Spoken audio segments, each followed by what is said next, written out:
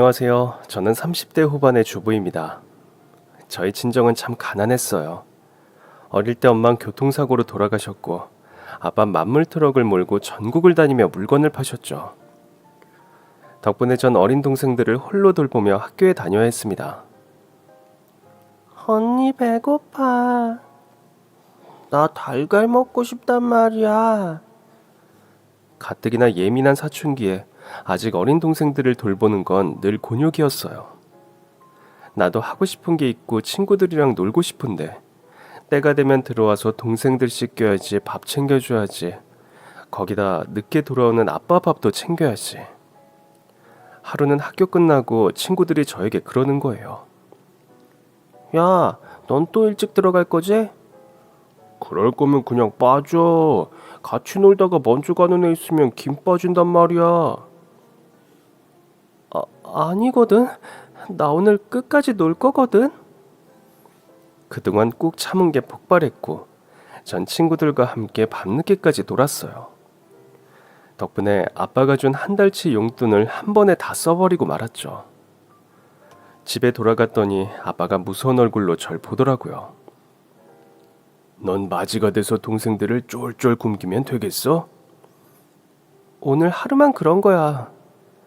하루든 이틀이든 내가 일하고 피곤한데 애들 밥까지 차려줘야겠냐고. 왜 아빠가 차려주면 안 되는데? 뭐? 아빠가 부모잖아. 나도 자식이야.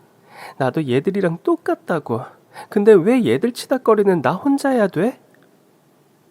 그럼 돈은 누가 벌어? 내가 돈 벌잖아. 그 돈으로 너 학교도 다니는 거고. 돈이라곤 쥐꼬리만큼 주면서. 뭐라고? 너 지금 말 다 했어? 그날 처음으로 가출을 했습니다. 교복을 입고 나오는 바람에 갈 만한 데가 많지 않더라고요. 결국 이틀도 못 가 집으로 가보니 동생들이 절 보며 우는 겁니다. 언니 어디 갔다 왔어? 누나, 내가 미안해. 가지 마.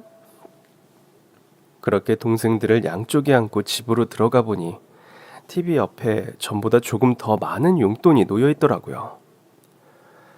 그러나 아빠의 만물상 수입은 많지 않았고 우리 집은 가난을 벗어날 수 없었어요. 더더구나 갈수록 만물상 장사가 어려워진 건지 아빠는 집에 오는 날이 점차 줄었고 우리의 생활비마저 주지 못하는 때가 많아졌습니다. 생활비가 없는데 용돈이 어디 있겠어요. 전 한 푼이라도 아껴서 동생들과 먹고 살아야 했습니다. 친구들에겐 이런저런 핑계를 대며 놀기를 거부했죠. 그랬더니 저에 대해서 별의별 소문이 다 돌더라고요. 쟤네 아빠 죽었대. 그래서 쟤가 돈 번다는데? 돈 한 푼 없는 게 우리랑 논다고 할 때부터 에휴 저렇게 될 줄 알았다. 그러니까 좀 꺼지라니까. 자꾸 쫓아다녀서. 그러거나 말거나 전 꾸역꾸역 그 말을 못 들은 척 학교가 끝나면 집으로 가서 동생들을 돌봤어요. 어떨 땐 둘 다 쥐어받고 싶다가도 배부르게 먹지도 못하고 잠든 모습을 보고 있으면 제가 다 서러워서 엉엉 울곤 했죠. 결국 전 중학교를 졸업하자마자 일자리를 알아보기 시작했습니다. 어차피 졸업할 즈음 전 반에서 왕따였어요. 이렇게 학교에 다녀봤자 친구들한테 무시나 당하겠구나 싶었고 이럴 시간에 나도 한 푼이라도 더 벌어서 내 동생들 배부르게 먹여보자 싶었죠. 처음엔 너무 어리다고 받아주는 곳이 없더라고요. 겨우겨우 받아줘서 일한 첫 식당은 주기로 한 돈의 10분의 1도 주지 않았죠. 이게 뭐예요? 받기로 한 돈보다 한참 적은데. 원래 어린애들은 일을 잘 못해서 다 주진 않아. 그래도 고생한 게 있으니까 그 정도라도 내가 챙겨주는 거야. 가서 용돈이나 해. 저 용돈 아니고 생활비 버는 거거든요. 그 순간 그 사장 눈빛이 이상해지더라고요. 너 가출 청소년이니? 그러나 그때 전 눈에 도끼가 득실득실하던 17살이었습니다. 가장 청소년이거든요. 결국 그 식당을 관둔 뒤 다시 일을 구해야 했어요. 그동안 일한 시간이 아깝고 돈을 적게 받은 게 억울해서 집으로 가는 길 내내 울었죠. 전 그 나이에 이미 세상의 쓴맛을 다 본 것 같아요. 그 다음에 일한 식당도 시급의 절반도 안 되는 돈을 주며 그랬죠. 너 같은 어린애를 써준 걸 고마워해야지. 받기 싫으면 관둬. 내 돈 내놔요. 이게 왜 네 돈이야? 내 돈이지. 내가 일한 돈 내놓으라고요. 그러다가 쫓겨나기도 했고요. 그 후로도 여러 차례 돈을 떼먹히고 갖은 욕설을 다 듣다가 더는 못 해먹겠다 싶던 차에 마지막으로 일한 식당이 있습니다. 일을 시켜주겠다고 오라기에 또 뻔한 소리를 듣겠구나 생각하며 갔죠. 제가 일한 식당 주인들은 하나같이 왜 어린애가 돈을 버느냐고 물었거든요. 처음엔 하도 일이 안 구해주니까 제 사정을 구구절절 말하기도 했는데 나중엔 그냥 벌고 싶어서 번다고 했죠. 구구절절 말해봤자 제 월급을 제대로 준 사장은 하나도 없었거든요. 몇 시부터 몇 시까지 일할 수 있니? 그러나 마지막으로 간 식당 사장님의 첫 마디는 그거였습니다. 저 온종일 할 수 있어요. 아이고, 힘들지 않겠어? 전 젊어서 쌩쌩해요. 하라는 일은 다 할 테니까 1급으로 주세요. 하도 돈을 떼었더니 저도 나름 살궁리했던 거죠. 싫다고 차라리 일을 안 하고 말겠다고 생각하던 그때였습니다. 그래, 그러자. 나도 골치 아프게 월급 계산 안 하고 좋지 뭐. 전 열심히 일했습니다. 이미 여러 식당을 거쳐온 터라 손이 좀 빨랐어요. 서빙이며 설거지까지 척척 해냈고 손님들이 필요하다고 하는 것도 사장님보다 더 빠르게 가져다 줬어요. 그리고 영업시간이 끝났습니다. 사장님이 서랍에서 돈을 꺼내서 주시더라고요. 돈을 받은 전 깜짝 놀랐습니다. 진짜 이만큼 주시는 거예요? 왜? 내가 덜 줬어? 이상하네. 딱 맞게 줬는데. 그 순간 제가 왜 그렇게 눈물이 나던지요. 저 일하고 돈 제대로 받은 거 처음이에요. 사장님은 그런 저를 멀뚱멀뚱 보다가 계산대 옆에 있던 두루마리를 둘둘 말아주시더라고요. 일찍이 세상 사는 법을 알았으니 점점 더 괜찮아질 거야. 내일도 올 거지? 저는 고개를 연신 끄덕였습니다. 당연하죠. 저 여기 평생 다닐 거예요. 그렇게 전 그 식당에서 3년을 일했습니다. 덕분에 제 동생들에게 점점 더 맛있는 걸 사 먹일 수 있었어요. 용돈도 줄 수 있었고요. 그렇게 다른 친구들은 고등학교를 졸업하던 무렵 전 2년째 적금을 붓고 있었습니다. 그 역시 식당 사장님이 가르쳐 주신 것이었죠. 어느 날 돈 받은 건 어디에 쓰고 있냐고 물으시기에 동생들 맛있는 거 사주고 생활비로 쓴다고 했더니 사장님이 혀를 차시더라고요. 그 돈을 다 쓰고 있다고?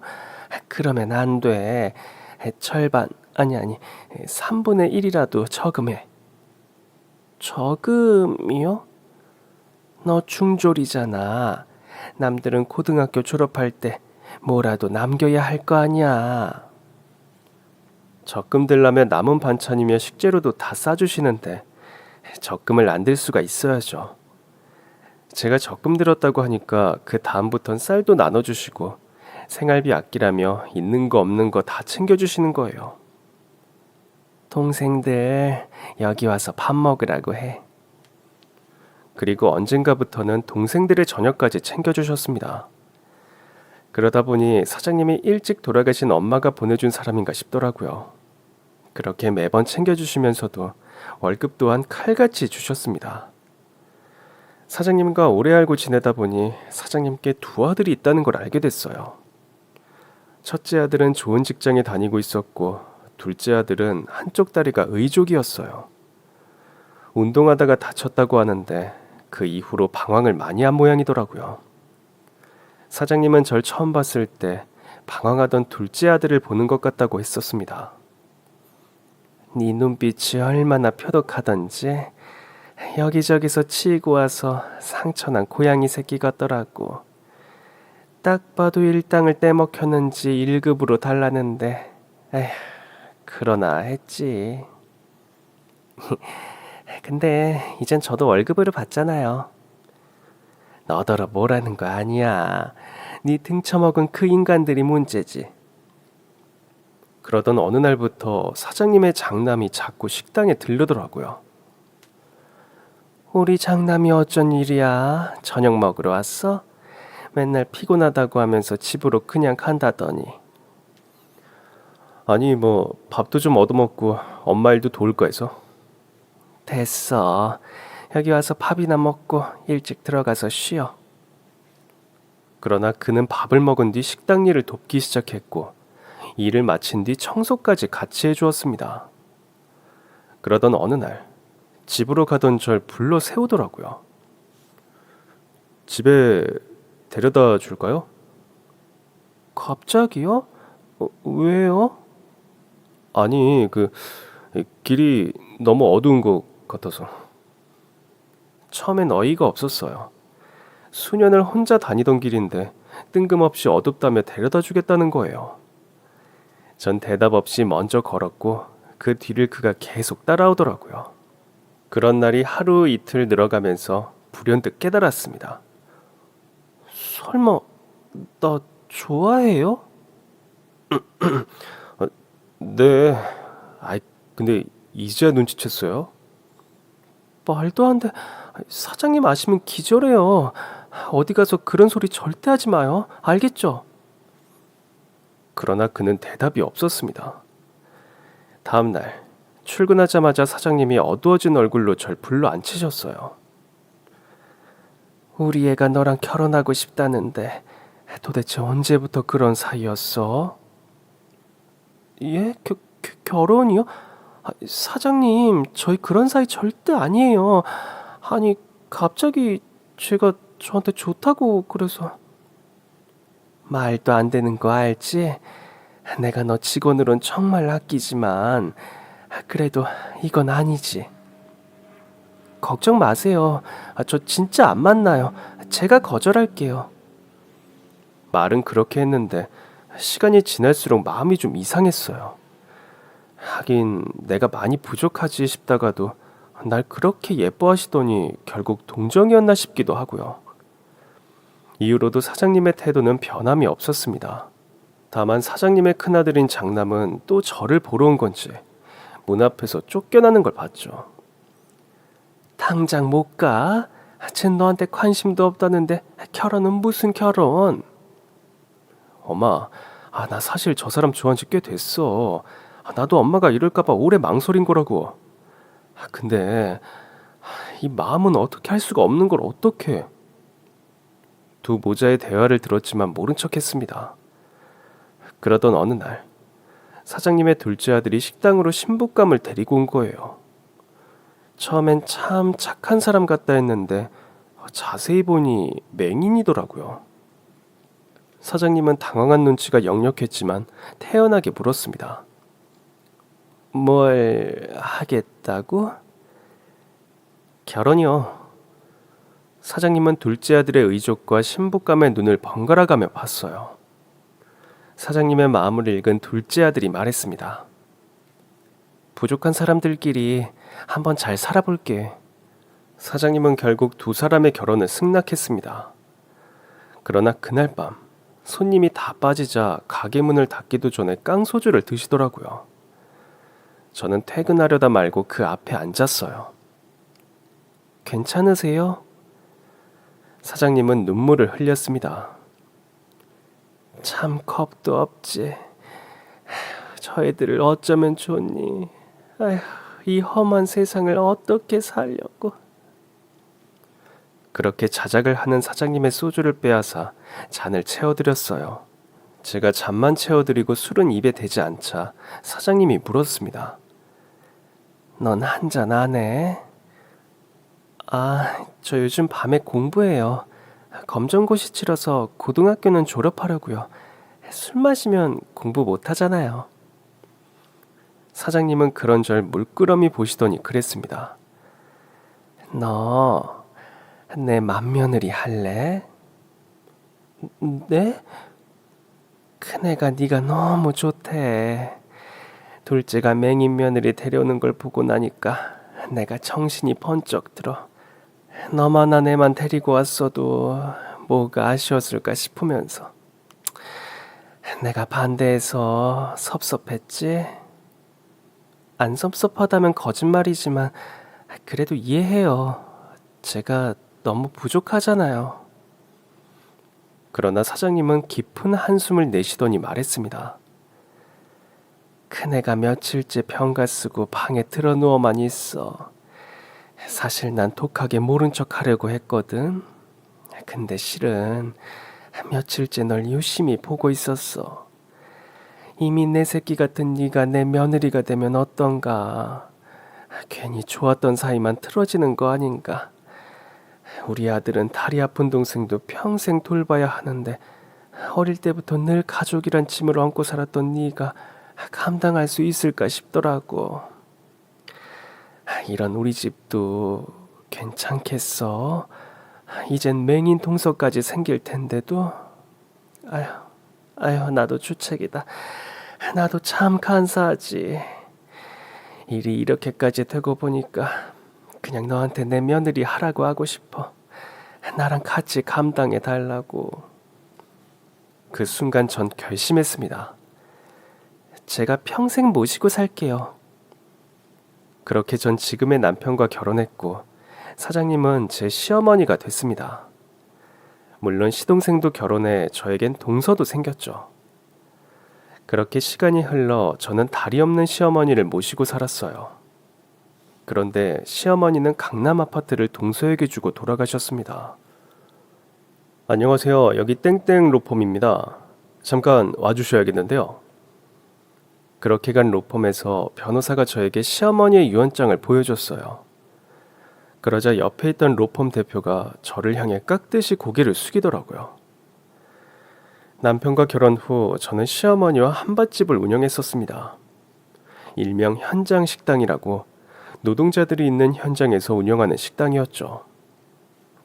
어머니, 왜 하필 한밭집이에요? 지금 운영하는 식당도 잘 되잖아요. 솔직히 지금 식당 수입이 예전만 못해. 요즘 우리 식당 주변에 으리으리한 식당이 좀 생기니 그 식당들은 유명한 가맹점이어서 손님들이 다 그쪽으로만 몰려가. 근데 한밭집은 나처럼 식당 일에 잔뼈 굵은 사람밖에 못하거든. 네가 도와주기만 하면 충분히 할 수 있을 것 같아. 전 결국 시어머니와 의기투합하기로 했습니다. 그러나 남편은 제 결정을 못마땅해 하더라고요. 여자 둘이서 공사 현장에서 식당을 하겠다고? 공사 현장이 자칫 얼마나 위험한데 당신은 내가 벌어주는 월급으로도 충분히 살 수 있잖아. 그럼 어머니는 우리가 드리는 용돈으로 만족하실 수 있는 분이 아니야. 지금 있는 식당은 어쩌고?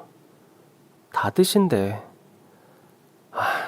그래서 당신이 결국 돕겠다는 거야? 그럼 어떡해? 어머니 혼자 하게 둬? 차라리 그렇게 둬야 포기하시지 않겠어? 포기는 무슨, 벌써 계약까지 마치셨던데. 뭐? 내가 안 한다고 해도 혼자 하실 거야. 차라리 내가 같이 하다가 정 힘들면 어머니 설득해서 그만두게 할게. 결국 남편은 고부간의 의기투합을 막지 못했습니다. 전 시어머니와 함께 한밭집 운영에 뛰어들었고 그 결과는 시어머니의 예상대로 대박이었습니다. 문제는 저와 시어머니 둘이 하기엔 일손이 턱없이 부족하다는 것이었죠.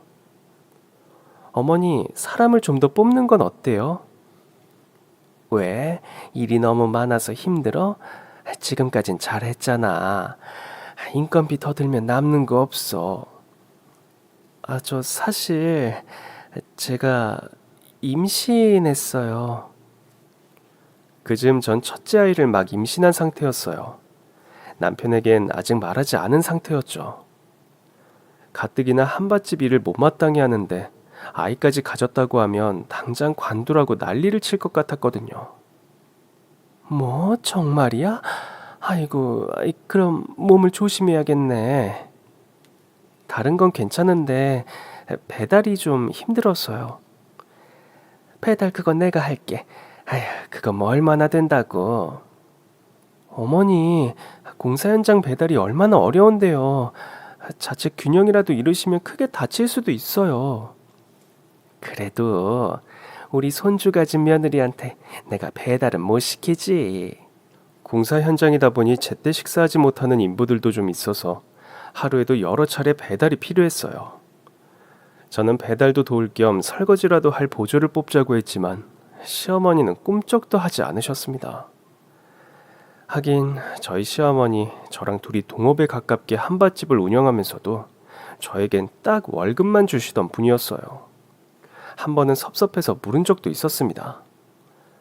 어머니, 저한테 한밭집 같이 하자고 하신 거요.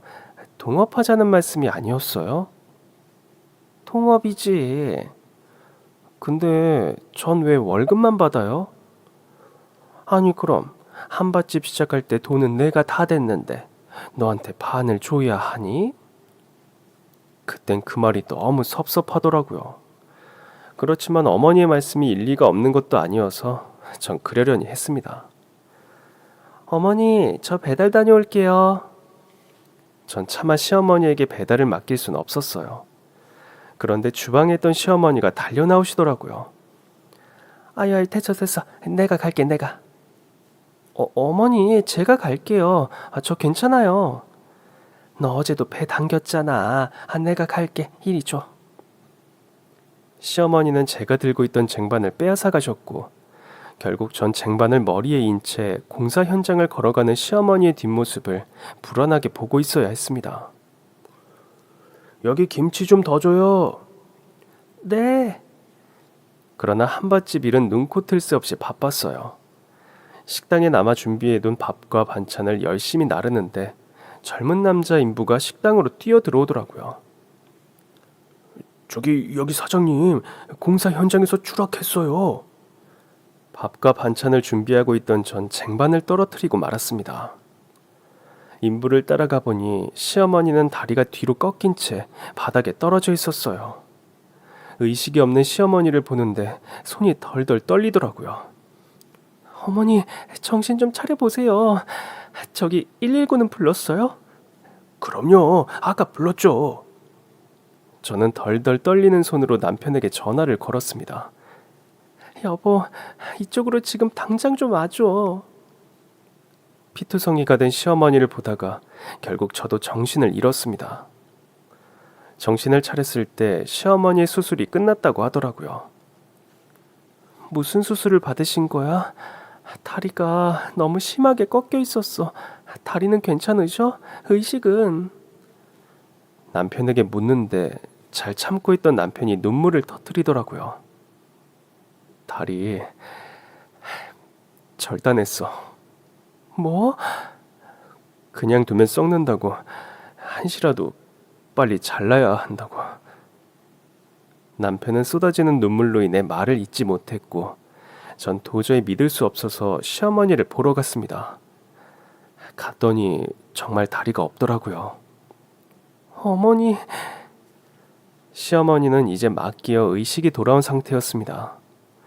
그러나 제 부름에도 시어머니를 저를 보지 않았어요. 괜찮으세요? 많이 놀라셨죠? 네 말을 들을 걸 그랬다. 사람 하나 더 고용하자고 했던 말. 이제야 후회하시는 거예요? 아유, 내가 미련했다. 어머니 울지 마세요. 이제 제가 모실 테니까 너무 걱정하지 마시고. 둘째 놈 다리 병신 만든 것도 모자라서 이제 나까지 이 지경이 되다니. 아유, 내가 너 볼 면목이 없어서 그래. 그런 말씀 마세요. 그저 열심히 살려고 하다가 일어난 사고잖아요. 열심히 살면 뭐해. 이제 내가 침일 뿐인데. 어머니, 그런 말씀 마세요. 어머니는 존재만으로도 저한텐 빛이세요. 그러니까 제발 그런 말씀 마세요. 알았다. 그런데 우리 한밭집은 어쩌지? 제가 해볼게요. 아휴, 너도 곧 배도 부를 텐데.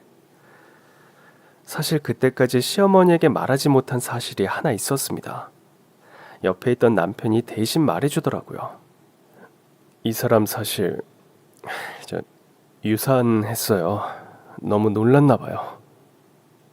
제가 더 조심했어야 했는데 관리를 못해서 그렇게 됐어요. 죄송해요. 아이고, 뭐 유산? 아이고. 내가 사람을 더 뽑았어야 됐어. 아유. 아이는 다시 가질 거니까 걱정 마세요. 그러니까 저 한밭집은 제가 운영해 볼게요. 아휴, 한밭집은 무슨. 네 몸부터 추스려야지. 저 괜찮아요, 어머니. 너무 걱정하지 마세요. 내가 죄인이다. 그냥 내가 죄인이야. 그렇게 시어머니가 입원해 치료를 받는 사이 저는 홀로 한밭집에 복귀했습니다. 유산하고 아직 몸이 힘든 때였지만 주저앉아 있기엔 머릿속이 너무 복잡했어요. 하루아침에 내 몸에서 사라진 태아와 다리를 잃은 시어머니, 그리고 그 모든 걸 지켜보는 남편까지. 하지만 남편은 제가 한밭집을 운영하는 걸 반대했죠. 그냥 이참에 접자. 어떻게 자리를 잡은 건데 당신 일 아니라고 그렇게 쉽게 말하는 거야? 내가 당신이랑 어머니 다 먹여 살리면 되잖아. 당신이 아무리 대기업을 다녀도 혼자 벌어서 먹고 살기 힘든 세상이야. 거기에다 우리 아기라도 태어나봐. 그런 건 아기가 태어나고 걱정을 해. 당신 지금처럼 이랬다간 또 유산하고 말 거라고. 다음엔 내가 잘 관리할게. 솔직히 나 요즘엔 우리 엄마가 미워. 어릴 때도 악착같이 돈만 버는 엄마가 싫었다고. 학교에 한번 오시길 하나, 소풍 때 도시락 한 번을 제대로 싸주나. 식당 하면서도 자식들 밥은 늘 식당에서 먹던 거, 소풍 때도 식당에서 먹던 거. 진짜 어린 마음에 정말로 싫었지만 뭐 덕분에 우리가 돈 걱정 없이 산 건 사실이니까 이해했어. 근데 지금은 솔직히 엄마 한밭집 안 해도 먹고 살 수 있잖아. 결국 욕심내다가 다리만 잃은 거 아니냐고. 당신은 진짜 배부르게 자란 티가 나네. 뭐? 돈 걱정 없이 산 게 별일이 아닌 것 같아? 그건 축복이야. 그것도 여자 혼자 아이 키우면서 그렇게 살게 해줬다면 어머니는 뼈가 갈리게 일했을 거라고. 왜 그런 것도 이해하지 못하는 거야? 남편은 어떠한 대꾸도 하지 못했습니다. 난 어려서부터 늘 돈 걱정만 하며 살았어. 그래서 어머니가 한밭집 하자고 했을 때도 돈만 벌 수 있다면 못할 게 없었어. 의사 말 들었잖아. 어머니 뼈가 많이 약했다고. 공사 현장에서도 엄청 높은 데서 떨어지신 것도 아닌데 뼈가 약해서 뼈가 부러지는 바람에 그게 신경까지 잘렸다고 그랬잖아. 그거 당신이랑 서방님이 그 뼈 갉아먹고 자란 거라고. 그런데도 어머니가 미워? 그럼 난 우리 아버지를 미친 듯이 미워해야겠네. 우리 아버진 돈도 제대로 못 벌어다 줬으니까. 어디 그뿐이야? 내 동생들 먹이고 입히고 챙기는 것도 전부 다 내 몫이었지. 누가 더 불쌍한가 한번 나하고 해볼까? 미안해. 난 그냥 우리 아기도 잃고 엄마까지 다리도 잃으니까 그냥 슬퍼서. 전 그런 남편을 꼭 안아줬어요. 그건 나도 미안해. 근데 나도 슬퍼. 아기는 다시 가지면 되지만 당신 키워주신 어머니는 한 분이잖아. 어머니는 더 슬플 거야. 그러니까 너무 미워하지 마. 남편도 그제야 알겠다고 하더라고요. 제가 한밭집 일에 매진하는 사이 병원엔 동서가 와 있었어요. 물론 맹인인 동서가 할 수 있는 간병은 많지 않았죠. 어머니, 제가 물 드릴까요? 아니야. 내가 따라 마실게. 그럼 제가 냉장고에서 꺼내오기만 할게요. 그래. 그게 좋겠다. 아유. 제가 병원에 갔을 때 시어머니가 그러시더라고요. 걔 좀 그만 오라고 해. 아야, 보는 내가 불안해서 못 살겠어. 왜요? 아니, 뭘 자꾸 갖다 준다는데, 내가 다리가 이러니까 일단 알겠다곤 했지만, 걔가 유리물병 들고 오는데, 아이고, 나 지릴 뻔했다. 근데 신기하게 이게 참게 되더라고. 어떻게 참으셨어요? 내가 누워서 오줌 싸면 그것도 걔가 치워야 하는데 그거를 보고 있을 자신이 없어서 내가 꾹 하고 참았지. 전 박장대소했습니다. 아무래도 동서가 시어머니를 간병하는 건 힘들 것 같아 결국 간병인을 고용했어요. 대신 전 한밭집에서 열심히 일했죠. 그렇게 한 달이 지났을 때 통장으로 돈이 입금되더라고요. 딱 월급일이기에 은근히 기대하며 통장 잔고를 확인한 그때였습니다. 뭐야? 어떻게 보고 다시 봐도 제 통장에 들어온 월급은 전과 똑같았습니다. 아무리 저라지만 그건 좀 섭섭하더라고요. 전 시어머니를 찾아가 물었죠. 어머니, 이건 좀 너무하신 거 아니에요? 한밭집 제가 운영하는 거나 다름없는데 왜 월급이 똑같아요? 그럼 뭘 어떻게 줘야 하는데 직원도 고용해서 같이 하고 있잖아. 그래도 어머니가 가져가시는 것보단 못해도 나 너랑 똑같이 가져가는데? 네? 나 너랑 똑같이 월급 가져간다고. 나도 나한테 딱 정해진 월급만 준다. 그날 처음 한 사실이었습니다. 정말이세요? 그럼 나라고 뭐 더 가져갈 건 또 뭐 있니? 한 사람만큼 일하는 건데. 시어머니의 다리가 그렇게 된 후 저는 2명의 직원을 고용했어요. 저도 다시 임신 준비를 해야 했고 아무래도 배달까지 하려면 일손은 2은 더 있어야겠더라고요. 물론 시어머니도 좋다고 하셨죠. 그래, 내가 이번 일 겪어보니 줄 수 있는 인건비까지 아껴봤자 남는 건 이 꼴뿐이더라. 감사해요. 사실 남편이랑 약속했거든요. 2명을 더 고용하겠다는 건 제가 남편에게 한 약속이기도 했습니다. 남편은 그 조건이 아니라면 한밭집 일을 하는 건 하지 않았으면 좋겠다고 했고 누구보다 절 걱정한다는 걸 알고 있었기에 수용한 조건이었습니다. 아무튼 저의 월급 사건은 그렇게 마무리됐어요. 그때까지만 해도 전 시어머니를 구두쇠라고까지 생각하진 않았습니다.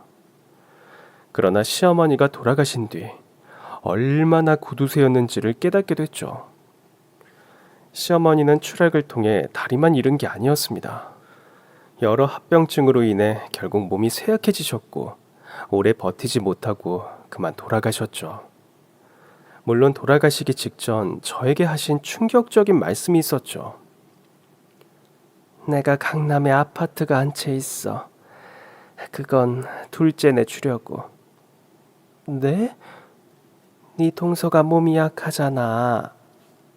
서방님도 아니고 동서를 주시겠단 거예요? 서방님도 아닌 동서에게 강남에 있는 아파트를 주신다는 얘기였습니다. 시어머니에게 강남에 있는 아파트가 있는 것도 처음 알았지만 그걸 동서에게 주겠다는 말은 너무 섭섭하더라고요.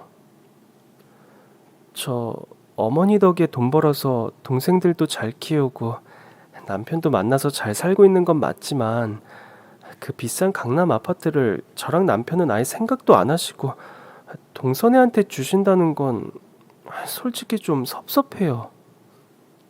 그렇게 섭섭하냐? 네, 저한텐 죽어라 이래도 월급만 주시던 분이 늘 동서한텐 후하시잖아요. 결국 동서한테 간병 안 받으신다고 해서 간병비도 제가 냈고 어머니를 모시고 산 것도 저희잖아요. 근데 어떻게 저희한텐 상의도 없이 그냥 동서애를 주겠다고 결정하실 수 있어요. 시어머니는 힘이 하나 없는 손으로 이불 속을 더듬거리더니 저에게 명함 하나를 주셨습니다. 나 죽거든. 여기 찾아가 봐. 시어머니가 주신 것은 땡땡 법무법인 박 변호사란 사람의 명함이었습니다. 이게 누군데요? 나 죽으면 가봐. 시어머니는 그저 찾아가 보라고만 하셨어요. 얼마 후 시어머니는 돌아가셨고 시어머니가 자기 앞으로 강남 아파트를 남긴 걸 안 동서가 많이 놀라더라고요. 이걸 왜 저한테 주셨을까요? 우리 남편도 아니고. 그 점에 대해선 시어머니 생전에 들은 얘기가 있었습니다. 그러나 차마 서방님 면전에 대고 제가 말하긴 뭐해서 전 남편에게 눈짓을 했습니다. 어머니가 재수 씨가 믿을만하다고 하셨어요. 저 녀석은 어릴 때 너무 사고를 치고 다녀서 못 믿으시겠다고. 형. 너 사고 치고 다닌 건 사실이잖아. 뭐 그렇긴 하지만 근데 그나저나 엄마한테 강남 아파트가 있는지는 처음 알았네. 그럼에도 시동생 부부는 은근히 신이 나 보이더라고요. 하루아침에 강남에 아파트를 소유하게 됐으니 기쁘지 않을 수밖에요. 솔직히 전 두 사람이 기뻐하는 모습을 보는 게 힘들더라고요. 물론 두 사람에게 잘된 일이지만 아무리 생각해도 시어머니가 너무하셨다 싶었어요. 그때였습니다. 형님, 그러지 말고 저희 이거 반으로 나눠요. 그래 형, 나도 그게 맞는 것 같아. 아무리 어머니께서 우리 앞으로 남기셨어도 상속법상 재산 분할은 반반이잖아요. 시동생 부부의 말에 남편이 절 보더라고요. 당신은 어떻게 했으면 좋겠어?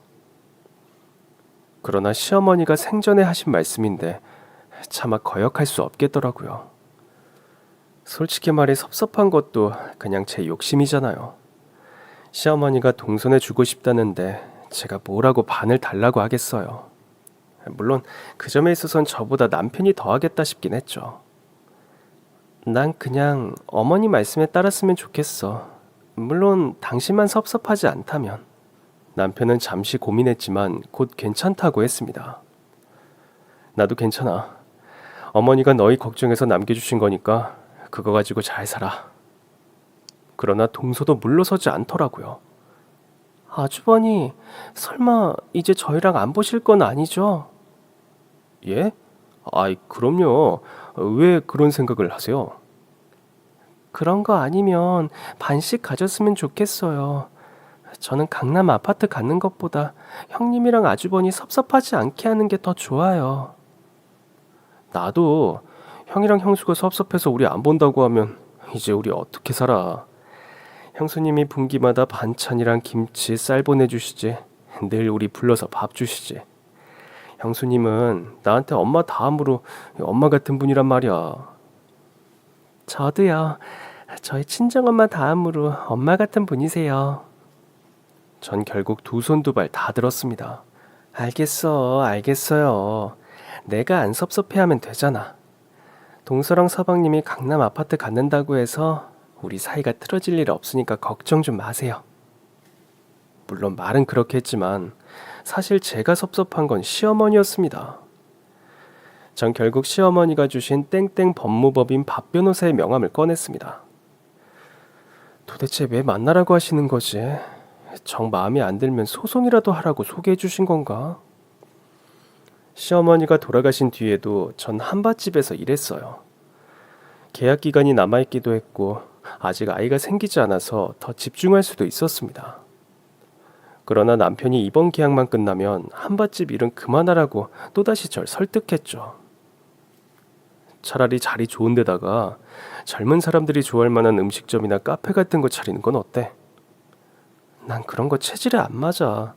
내가 첫 사회생활을 식당에서 했잖아. 그래서 그런가 나한테 식당은 인생의 전부야. 그럼 번화가에서 한식을 팔아. 당신도 음식 잘하잖아. 솔직히 그때까지만 해도 남편의 뜻을 따라줄 생각은 없었는데요. 남편의 마지막 말엔 도저히 반박할 수 없더라고요. 솔직히 나 한밭집만 생각하면 엄마 추락한 날이랑 우리 아기 잃은 것만 생각나. 결국 우리 엄마 추락 이후 아프시다가 돌아가셨잖아. 당신은 그런 현장을 보고도 괜찮아?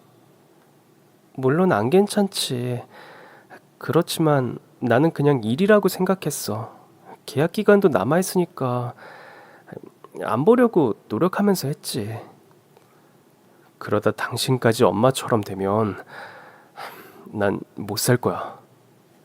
여보, 그럴 일 없어. 그날도 내가 배달 갔으면 괜찮았을 거야. 내가 임신했단 말을 하지 말걸. 그럼 내가 계속 배달을 했을 텐데. 결국 전 남편에게 약속했습니다. 그래, 그러자. 한밭집 계약 기간까지만 할게. 나도 어머니 그렇게 되신 곳에서 계속 일하는 게 쉽지 않으니까. 고마워. 내 마음 알아줘서. 응, 알아. 나 걱정해서 그러는 거. 한밭집 계약이 끝날 때까지 정신이 좀 없었어요. 계약이 끝날 즈음 재계약 제안을 받았죠. 돈도 전보다 더 많이 주겠다고 했지만 전 고민하지 않았습니다. 말씀만 감사히 받겠습니다. 그동안 감사했어요. 같이 일하던 직원들에게도 퇴직금도 주고 다른 식당도 소개해줬습니다. 제가 한밭집을 관둔다는 소문을 듣곤 전에 어머니 가게 근처 사장님들도 연락을 주셨어요. 전에 가게 자리 리모델링해서 엄청 좋아졌어. 새 나왔던데 다시 장사해보는 거 어때? 가게 없어지고 사람들이 되게 아쉬워했었거든. 우리도 그렇고. 우리 다시 같은 동네에서 장사하고 예전처럼 재밌게 지내자고. 사장님들 모두 어머니의 장례식장에도 와주신 분들이었습니다. 조만간 찾아뵐게요. 대신 밥 많이 주셔야 돼요. 저는 완곡히 거절한 뒤 모든 장사를 일단 마쳤어요. 임신 계획도 세우고 바쁘게 지냈는데 동서에게서 연락이 왔습니다. 형님, 저희 이사했어요. 집들이 하려고 하는데 언제 시간 되세요? 동서가 시어머니가 남긴 강남 아파트로 이사했다는 소식을 전하더라고요. 미안. 내가 신경 좀 썼어야 했는데 장사 정리하고 어쩌느라 바빴어. 형님이 왜 미안하세요? 저희가 해야 할 일인데 오히려 죄송하죠. 어머니 생전에도 장사 한 번도 못 돕고. 괜찮아. 나라고 뭐 공짜로 도왔나. 월급도 받고 어머니 돌아가시고 한밭집 장사해서 돈도 많이 벌었어. 저는 동선의 집들이 날짜를 잡은 뒤 전화를 끊었습니다. 그리고 나서 홀로 거실 소파에 앉아 있는데 가슴이 휑하더라고요. 매일 공사 현장에서 북적거리는 식당을 운영을 하다가 관둔 탓도 있었고, 저와 남편만 유산을 못 받았다는 생각에 또다시 허무한 기분도 느꼈던 것 같아요. 그러다 그간 바빠서 처리 못한 은행 일 좀 처리하자 그러면서 지갑을 꺼냈을 때였습니다. 지갑 안쪽에 어머님께서 주셨던 땡땡 로펌 박 변호사의 명함이 있더라고요. 전 고민 끝에 전화를 걸었어요. 안녕하세요. 저희 시어머니께 듣고 연락드립니다. 시어머니의 이름과 나이를 말하자 박 변호사라는 사람이 바로 알아듣더라고요. 안녕하세요. 왜 연락을 안 주시나 했습니다. 로펌으로 시간 될 때 한번 와주시겠어요? 네, 제가 그동안 좀 바빴습니다. 언제 가면 될까요? 며칠 뒤 저는 로펌으로 향했습니다. 집에 있어봤자 자꾸 돌아가신 시어머니만 생각이 나고 마음이 울적하더라고요. 저랑 남편에게 남겨주신 건 한밭집뿐이었지만 또 시동생 부부를 가엾게 여기신 마음도 모르겠는 건 아니었어요. 저도 한밭집을 운영하며 돈을 꽤 번 상태였고 시어머니 덕에 배운 게 있었으니 뭐라도 해먹고 살 자신은 있었습니다. 그런데 시동생 부부는 사정이 또 다르잖아요. 로펌에 도착한 전 박 변호사를 찾았습니다. 어서 오세요. 박 변호사는 저를 회의실로 안내했어요. 곧 대표님도 오실 겁니다. 여기 로펌 대표님이요? 왜요? 그때 마침 로펌 대표가 들어오더라고요. 반갑습니다. 원래 단골 고객님의 비밀 유언장을 공개할 땐 로펌 대표가 동반 참석합니다. 행여나 과정에서 생길 문제를 미연에 방지하기 위해서죠. 비밀 유언장이요? 네. 저희 단골 고객님께서 며느님 앞으로 비밀 유언장을 하나 남기셨어요.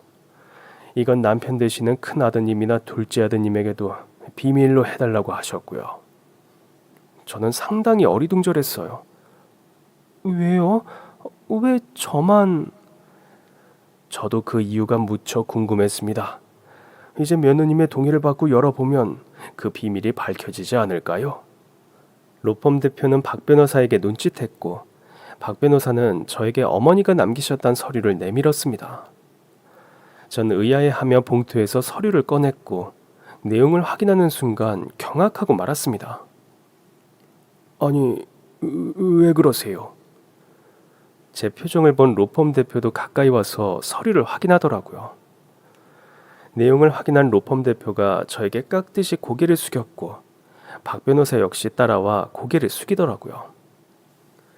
이제부터 저희 로펌 대고객이십니다. 전 얼떨떨해서 시어머니가 남기셨던 비밀 유언장을 보고 또 봤어요. 시어머니가 남긴 서류의 정체는 건물 증여에 대한 공증이었습니다. 건물 증여 처리 역시 이 로펌에 맡기셨더라고요. 대체 이게 무슨 강남에 있는 건물이네요. 박 변호사는 바로 건물을 검색해 시세를 알아보더라고요. 네, 강남에 있는 건물 맞고요. 현재 시세가 89억으로 나오네요. 근데 앞으로 더 오른다고 합니다. 네? 정말 이 건물을 어머니가 갖고 계셨어요? 네, 월세만 받으셔도 편하게 사시겠는데요. 위치가 너무 좋아서 이미 은행부터 주요 프랜차이즈 임대가 되어 있는 건물입니다. 대표는 서류 안쪽에서 제가 아직 보지 못한 어머니의 편지를 보여주었어요. 여기 시어머니께서 남기신 편지가 있습니다. 이 편지 역시 시어머니가 쓰신 것으로 공증받은 편지입니다. 전 떨리는 마음으로 시어머니가 남기셨던 편지를 읽기 시작했습니다. 우리 큰며느리야, 널 만난 이후로 내가 외롭지가 않았다. 평생 아들 두 놈 키우느라 혼자 세상을 사는 기분이었는데 널 만나고 네가 내 며느리가 된 후로 세상 사는 게 두렵지가 않았어. 너에게 남기는 강남 건물은 아주 오래전에 내 시아버지가 주신 건물이야. 위치는 강남이었어도 전엔 지하 1층을 포함해 3층짜리 별거 없는 건물이었는데 주변에서 리모델링을 해보라기에 열심히 식당 운영해서 모은 돈으로 어렵게 리모델링을 했더니 건물 값어치가 훌쩍 오르더라고. 거기에 유명한 시설들이 들어오기 시작하면서 월세를 받으니까 돈이 더 잘 모이기 시작했어. 한밭집 하면서 수익이 많이 늘면선 아예 증축을 해버렸지. 그랬더니 그 값어치가 10배는 뛰지 뭐니? 그래서 한밭집도 열심히 할 수밖에 없었어. 한동안 건물 월세 받던 게 리모델링 하느라 뚝 끊기니까 아휴, 괜히 마음이 조급하더라고. 결국엔 한 푼이라도 더 모으는 게 습관 때문에 내가 너만 고생시켰다. 이 건물은 비밀리에 너한테 남기는 거야. 큰아들이 알면 작은아들도 알게 될 텐데 그냥 이거 네가 가져. 한밭집 같이 하자고 해놓고 내가 월급만 줘서 섭섭했지. 난 네가 돈 때문에 변하지 않길 바랬단다. 돈은 내가 모아줄 테니까 평소처럼 근면성실하게 살길 바래서 그랬지. 결국 내 건 다 네 거니까 당장은 좀 섭섭해도 나중에 날아주려니 했었어. 아기도 다시 잘 갖고 니들 편안하게 살면서 둘째네도 종종 들여다 봐줘. 걔들 몸 불편하잖아. 그리고 너한테 내 평생의 짐을 남기고 가서 정말 미안하다. 그래도 네가 있어서 내가 이렇게 편히 눈을 감는다. 사랑하고 아끼는 내 큰 며느리야. 넌 하늘이 보내준 내 딸이었다. 그동안 나랑 지내느라 정말 수고 많았어. 앞으로는 행복하게 잘 살아라. 저는 결국 로펌 대표와 박 변호사 앞에서 아이처럼 엉엉 울고 말았습니다. 그제야 제가 생애 두 번째로 만난 엄마를 잃은 게 실감이 나더라고요. 생각해보면 시어머니를 잃은 슬픔을 섭섭함으로 버텼던 것 같아요. 만약 건물을 남겨주신 걸 미리 알았다면 그 슬픔이 너무 커서 한밭집 운영도 잘 마무리하지 못했겠구나 싶더라고요. 우리 어머니의 선고와는 참 놀랍다 싶었습니다. 그날 저녁엔 동선에 집들이가 있었어요. 남편은 회사를 마치고 오기로 했고 저는 먼저 가서 동서를 좀 도울 생각이었습니다. 도착해보니 집이 으리으리하더라고요. 어머나, 이렇게 커? 동서, 청소는 어떻게 하고 있어? 둘이 해도 버겁겠는데? 아, 진짜 너무 힘들어요. 겨우겨우 어찌저찌 하고 있어요. 그냥 여기 세를 줄 걸 그랬나 봐요. 그런 방법도 있긴 하지만 동선의 전셋집 계약도 끝나가고 있었잖아. 네, 맞아요. 일주일에 두세 번이라도 일하는 분을 불러야겠다. 내가 불러줄게. 그런데 또 눈이 안 보이는 동서다 보니 혼자 일하는 분을 감당할 수 있을까 걱정이 되더라고요. 형님, 이쪽으로 좀 와보세요. 동서는 저에게 팔짱을 낀 뒤 복도 끝쪽에 있는 방으로 데려가더라고요. 저희 집이 방이 양쪽으로 나뉘어 있더라고요. 알고 보니까 이 집이 두 세대가 같이 살 수 있는 집이래요. 동서가 열어보란 방문을 열어보니 안방인가 싶게 방이 진짜 좋더라고요. 우와, 이게 부부 침실이야? 너무 좋다. 옆방도 두 개나 더 있어요. 우리 동선에도 어서 아기 낳아야겠네. 형님. 응? 사실 저희는 아이 안 낳으려고요. 뭐? 왜? 저는 눈도 안 보이고 신랑은 다리가 저렇고 아이 낳아도 저희 부부가 짐이 될 것 같아서요. 아이, 무슨 소리를 그렇게 해. 서방님이 잘 보이고 동서가 몸이 건강하잖아. 저 이미 중절 수술 받았어요. 뭐? 남편이 받겠다고 했는데 제가 했어요. 그래야 안심이 될 것 같아서요. 아유, 못 살아. 어머니가 아시면 얼마나 섭섭하시겠어. 둘이 편히 살라고 아파트도 주신 건데. 어머니도 알고 계셨어요. 정말? 네, 잘 생각했다고 그러시더라고요. 저희끼리 재밌게 살라고. 형님이 종종 들여다봐 주실 거라고요. 동서는 잠깐 망설이더니 저에게 제안하더라고요.